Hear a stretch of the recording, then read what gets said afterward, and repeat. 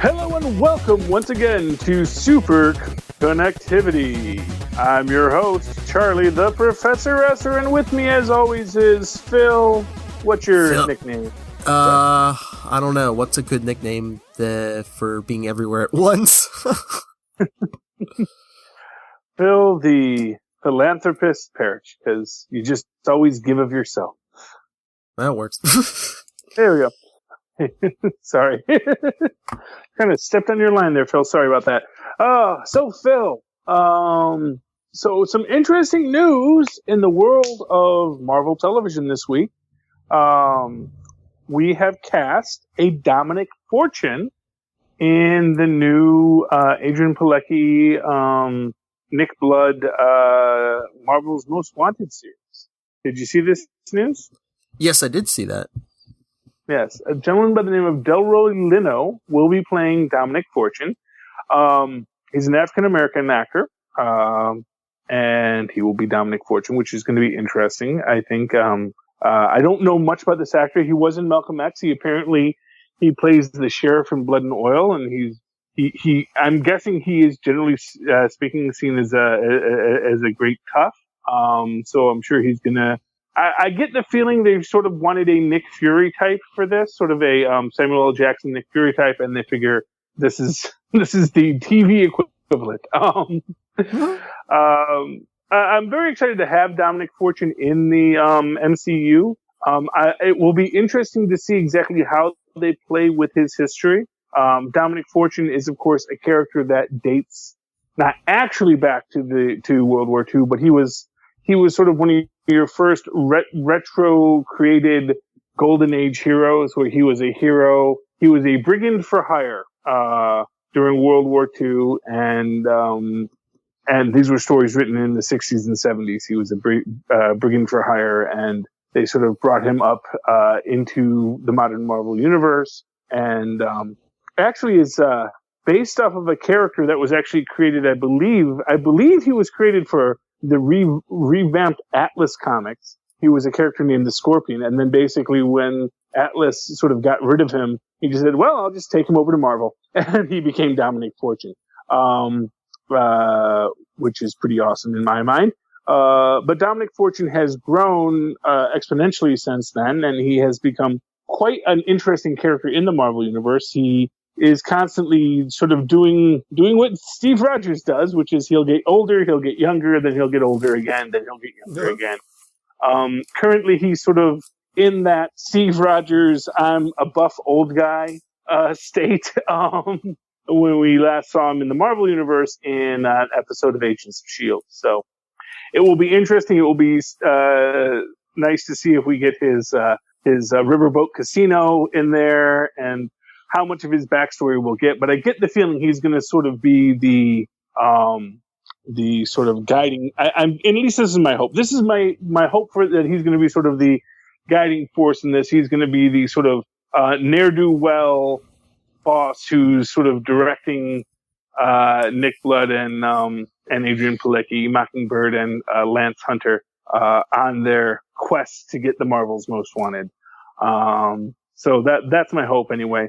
But what is interesting is this idea that if they do make him, if they keep with the Marvel Comics history of this character as a character who has been, aged and de-aged and things like that, if they have him date back to the 1940s again, we may get to see him on Agent Carter, and that would be pretty awesome. To me, I think that there's no point in having Dominic Fortune in here if you're not going to have him do a crossover with Agent Carter. That's just my take on it. What do you think, Bill? Yeah, and I don't know. The whole thing with Dominic Fortune is weird because, I mean, like you said, he's young again, he's old again, but I guess it makes sense for him to be an Agent Carter. But did you listen to the new review of Agent Carter that Rob and the guys did? Yeah, they have their issues. Yeah, but I just think they brought up a good point where it's just like, maybe it's just, don't you need that lull in like superheroics kind of, so like you can get that big resurgence again, I guess, when the Avengers show up?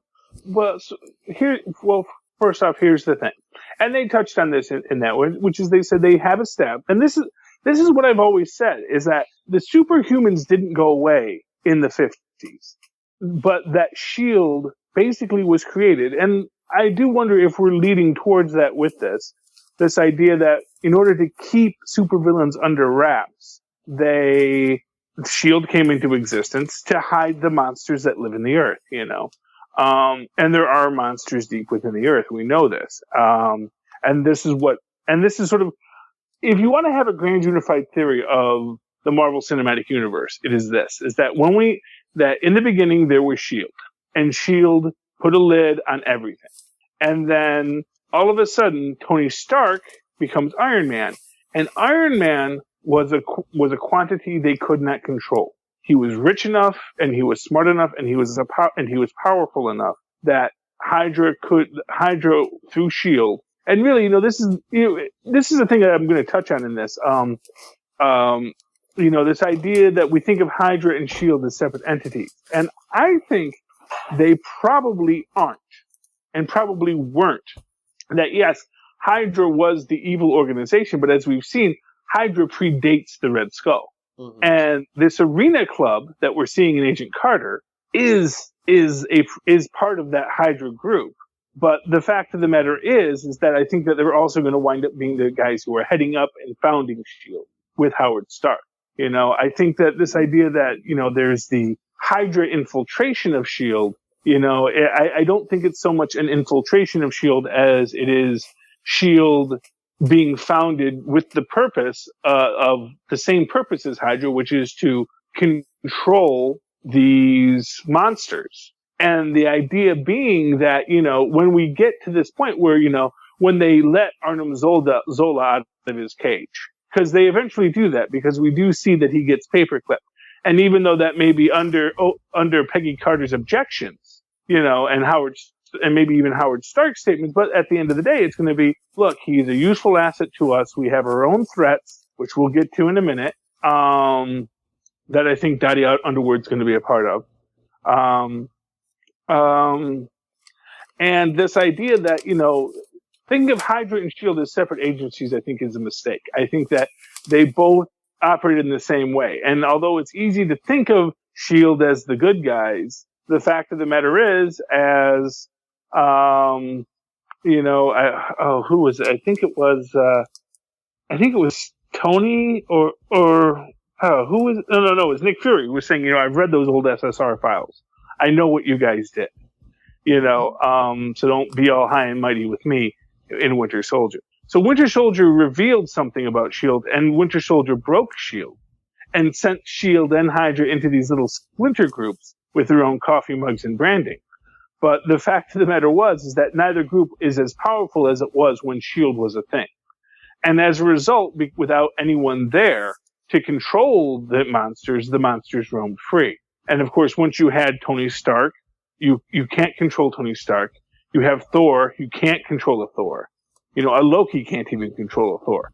And, and a Hulk, suddenly there was no way for Hydra or SHIELD to even be relevant. But now here in 1947, we're going to start seeing why this idea that we need to create a SHIELD. We need to create something that can control and contain these things. And I think the men of the Arena Club are going to be a part of this. In fact, do not be surprised if in the final episode we see Howard sitting down at that long table in the Arena Club, saying, "Howard, we're glad we're glad with the Vernon Masters, Kurtwood Smith standing next to him, saying, Howard, we're glad that you see the importance of this group, and we're glad that you're going to help us keep the world safe, keep America safe." Because that's what they officially want to do. They want to do that through their own manipulations of things. And maybe Howard's going to try and be the white knight in the group. But you also know that Peggy Carter's probably not going to get through the door. I was thinking that you might see Madame Mask sitting at the table, but then I realized, so let's do crazy fan theory time with Charlie Esser. So one of the things that I like about the MCU, and the television MCU specifically, is how, here's what I'll say. the movies are bound much more tightly to their comic book origins, I think. And I think in S.H.I.E.L.D., in Agent Carter, and as we're going to get in Daredevil and Jessica Jones and Luke Cage, they're going to have characters come in that don't have to be bound to their comic book origins. And you can play with these things as we've seen them play with Quake, as we've seen them play with Deathlock, and creating their own versions of these characters that are separate. Now, of course, they introduced Whitney Frost, and everyone goes, oh, Madame Mask, Madame Mask. They had James Wilkes, and they go, oh, obscure B character scientist who turned intangible. Okay, that was his plotline. But obviously, with both Wilkes and Whitney Frost, they're doing something deeper, because Wilkes in the book, he gets intangible, and then that's his story, and he's done. He's one of the many mad scientists hoisted by his own petard in early Marvel books, who then is trapped in his own situation. But Wilkes is sticking around for the whole series, and so he's going to be something.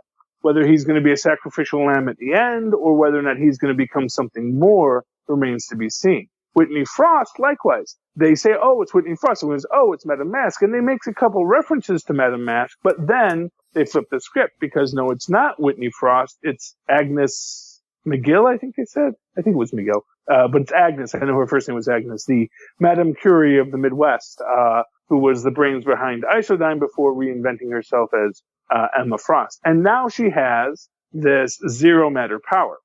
Now, in questioning what these beings can become, my first inkling was that, they're going to do a variation on Cloak and Dagger, because Emma Frost is rapidly becoming a being of pure zero matter, which we've been told is tied to the dark dimension and the dark force.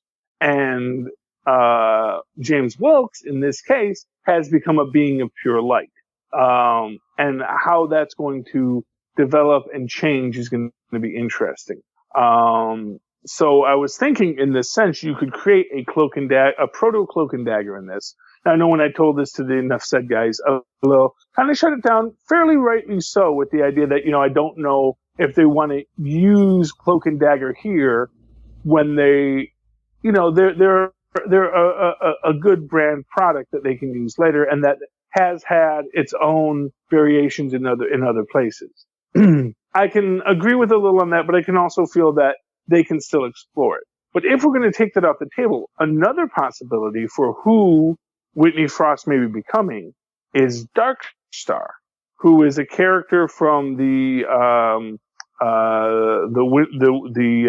Soviet Super Soldier program, who had Dark Force energy as her superpower, and she could, much in the way that we see her sort of absorb the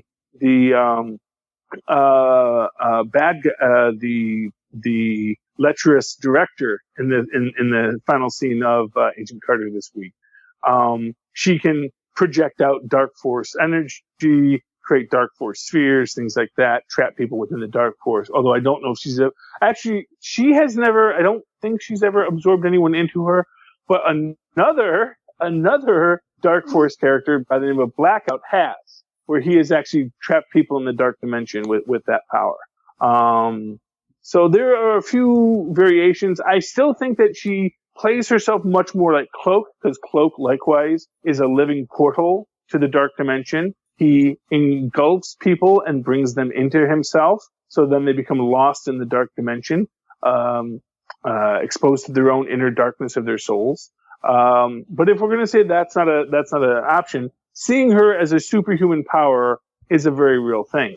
And tying her to the Soviet Super Soldier program could be very useful if Dottie Underwood comes and becomes her handler. Now, what I found interesting in this, and this was this, you gotta watch the last time on this show previews on this, because I think they like to throw out little Easter eggs for you.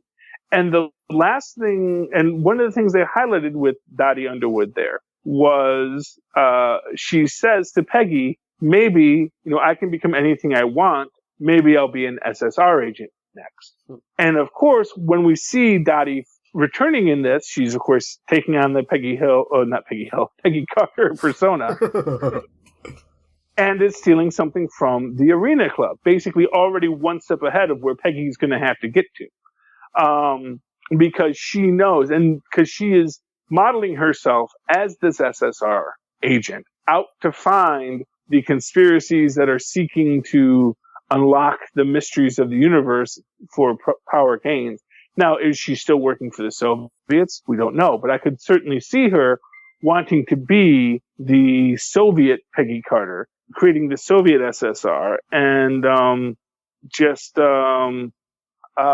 building out her own cabal of superhumans. So she's going to build her Russian Avengers, which is going to lead to the creation of S.H.I.E.L.D. and this idea that we need to build our own stable of superhumans, perhaps with James Wilkes as one of their first recruits, as a guy who has the opposite light powers, and you know, creating our first proto superhero, our 1950s Avengers, if you will. Who knows? Perhaps Wilkes is going to be 3D Man. Although 3D Man didn't have powers, but he is 3D, so who knows? We'll see what powers he develops, because I get the feeling he's going to get powers developing soon. That is the standard trope. If you have a villain who gains powers through an accident, then the hero must also gain equal and opposite powers in that same accident. So I do think Wilkes is going to have some sort of offensive powers in this before the end of it, and that's going to allow him to. We already know he has gravity manipulation, so that's pretty cool. So, but seeing what he can do next with it is going to be the real opening of the doors for this. Yeah. So, but you know, I mean, what do you think, Phil? Where do you think we might go with Agent Carter in our upcoming adventure? I don't know. The whole thing with the well, if it is Dark Force or whatever it is, I was hoping we were gonna get a classic Madame Mask where, you know, she wears the golden mask and I thought she was just basically gonna be like a spy. Mm-hmm. I think Agent Carter would have been better served not to go like the Agents of S.H.I.E.L.D. route and been more like just like a pure like spy, like a, you know, like a spy mystery, you know, kind of closer to what they did in season 1. Yeah, but how much complaining did S.H.I.E.L.D. get in season 1 for that? And for what it's worth, S.H.I.E.L.D. also had a full season, whereas Agent Carter is always broken up as these shorter replacement, you know, seasons. You know, they're doing a bit. They don't have. You know, here's the thing: if they were just going to do a spy drama, you know, if they were just going to do a period spy drama, then it doesn't need to be set in the Marvel universe. And I think that's sort of the take on it. That if you're going to go into the Marvel universe, you've got to give something into it. You know, you've got to have something more than just saying, "Oh, well, we're in the Marvel universe, and you know, these are Marvel characters, but we're not going to do anything extraordinary. It's just going to be spy versus spy." You know, yeah. That's interesting, but it's not as interesting as spy versus spy. Oh, and there are living, walking nuclear reactors in this. Yeah, but once again, I always think the story's the best when they stay as close to the source material as they can. So it's like, if you're going to give us Whitney Frost, give us that classic Madame Mask. If you want someone with blackout powers, bring in, you know, Cloak or Blackout or Dark Star. Well, but here's the thing. They haven't given us Madame Mask. We're saying it's Madame Mask. She has the same name as Madame Mask, but they haven't given us Madame Mask. And if they give us Cloak or they give us Dark Star, you know, here's the thing. As soon as Whitney Frost shows up, everyone goes, "Oh, that's Madame Mask. Oh, this is what's going to happen. This is what's going to happen." And then they say, "Well, no, that's not what's going to happen." They actually have to play against all of our expectations because, you know, when they mentioned, you know, in Winter Soldier, when you first meet Grillo, you know, if you're a Captain America fan and you know that that's going to be, that you know that that's Crossbones, then you know what's up. But if you don't know, then you don't know. And it might come as a surprise to find out that Grillo's actually the bad guy. And with Whitney Frost is a bit more of a known quantity. And I think they intentionally presented her as Whitney Frost so that they could have us think it was going in one direction and then undid it. Because her background, the background that they gave us for her when she shows up is completely different than what Whitney Frost's background is. Whitney Frost wasn't an actress. I don't even think she's supposed to be a particularly advanced scientist. She's just, she's a Magia, assassin, bad guy kind of character. And, she wears a metal mask, which is, they could give her a metal mask before the end of this, but I think part of me thinks that no, I think it's better just to have her become the living shadow, or whatever she's going to become in this. That's the thing. Oh, there was actually one kind of something that to me made me smile in the very first episode when the Arena Club is meeting and they're discussing the zero matter, and the senator says, atomic research isn't even regulated yet, and and zero matter can make it obsolete already. And just the idea of atomic research not being regulated just made me think about radioactive spiders and gamma ray overdoses and cosmic rays, and that explains a lot now. It's not regulated. There was really no atomic research regulating in the Marvel Universe, and that's how you get Hulks and Spider-Mans and Jessica Joneses and various daring devils. Well, then I hope she's maybe Darkstar, because the whole if she's Russian, that would play up the whole Cold War angle. And well, I mean, yeah, but like I said, I don't even think she's going to be Darkstar. It's like this: she's not going to be exactly Cloak, and she's not going to be exactly Darkstar.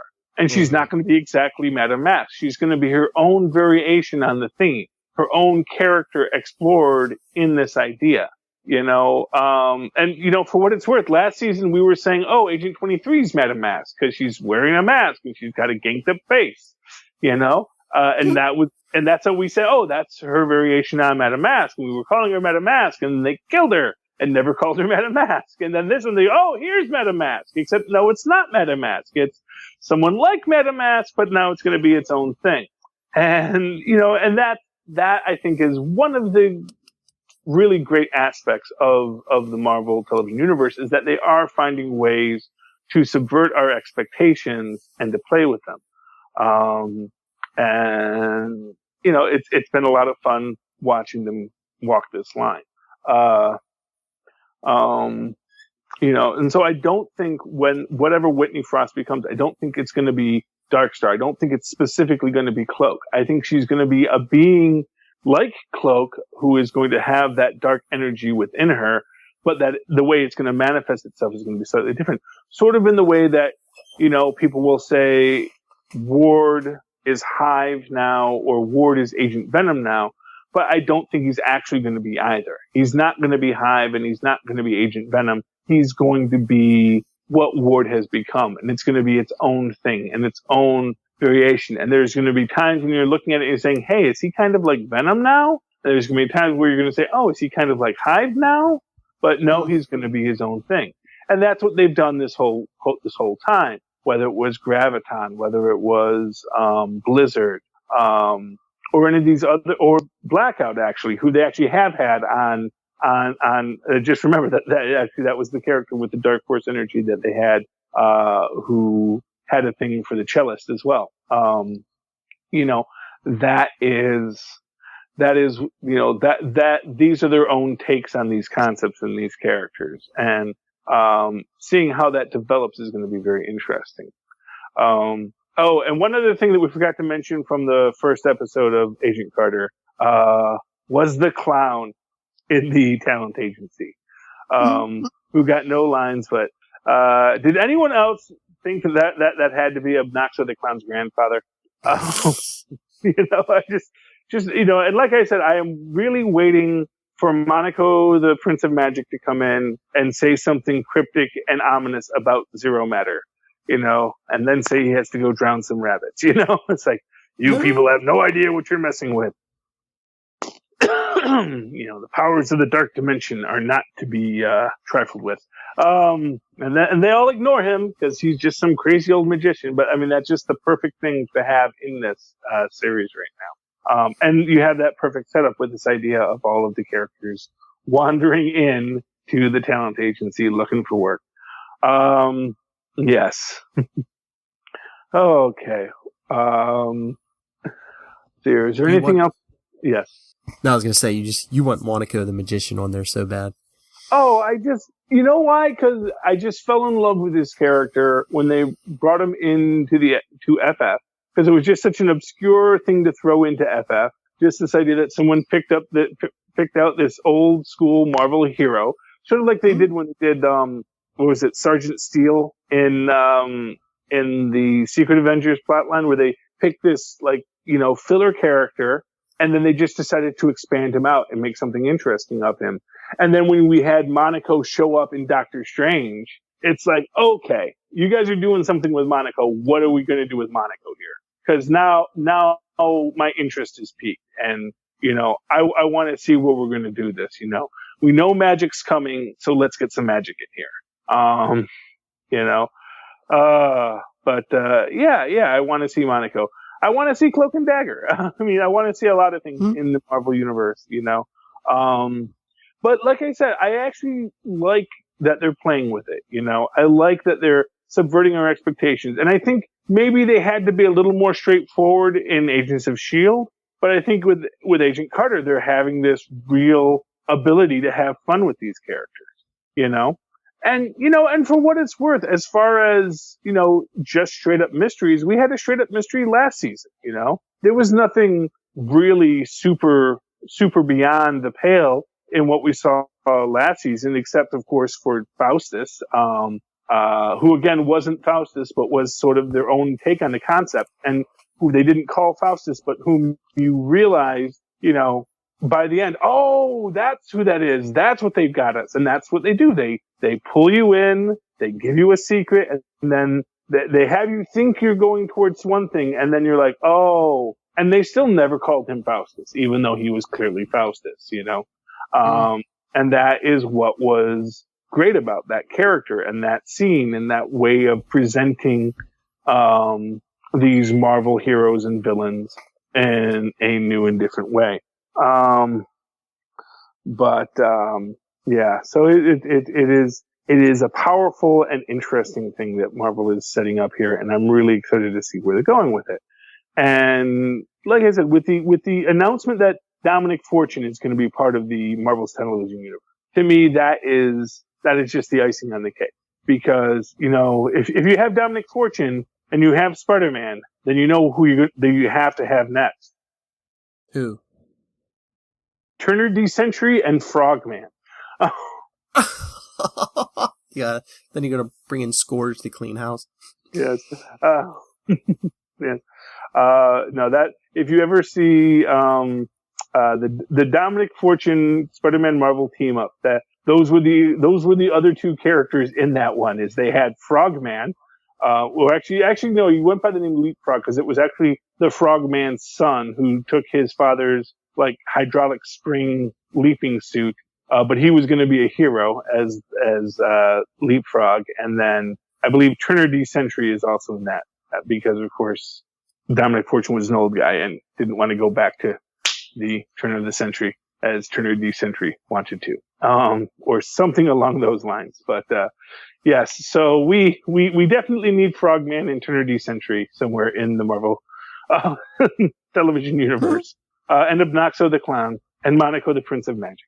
And of course, and another possible variation of what Dr. Wilkes could be is the Living Laser, because he is a being of pure light again. So, there are some interesting things they can do with Dr. Wilkes, and I'm intrigued to see what they're going to do with him and where they're going to take him.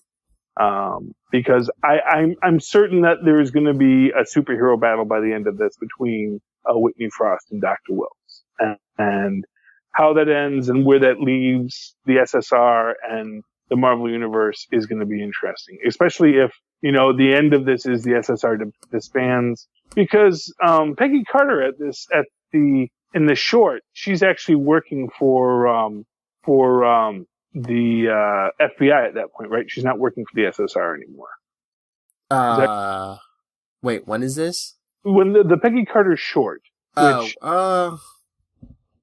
I want to say she wasn't working for SSR. I think she was working for the FBI, and then she goes and busts out the Zodiac ring, and then Shield gets formed. So, yeah,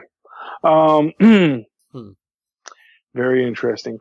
Oh, what else? One other thing I wanted to discuss. Speaking of Peggy Carter and Kurtwood Smith, who of course is sort of the villain of our piece here. I looked up on IMDb what Kurtwood Smith's character's name is. Do you know what his name is? No. It's Vernon Masters, which isn't anything in and of itself. But I was thinking, well, could he be related to Philip Masters, who is, of course, the puppet master? Although he may still be at Fox, so we might not be able to get him there. Although Vernon Masters certainly is very manipulative. But the other person whose last name is Masters in the Marvel Universe is Tony Masters, also known as the Taskmaster. So it would be very interesting to see Vernon Masters' grandson Tony by the end of this playing with you know what I'd love to see? I would love to see Vernon Masters' grandson Tony playing with a lariat, because you saw a guy on TV playing with the lasso, and just see him like that would be just a great little Easter egg. I thought you were going to say like balancing a steak knife on the tip of his finger or something. Well, no. Well, the original origin of the Taskmaster, or what he used to say was his origin, was he was a little kid and he saw like, you know, a cowboy.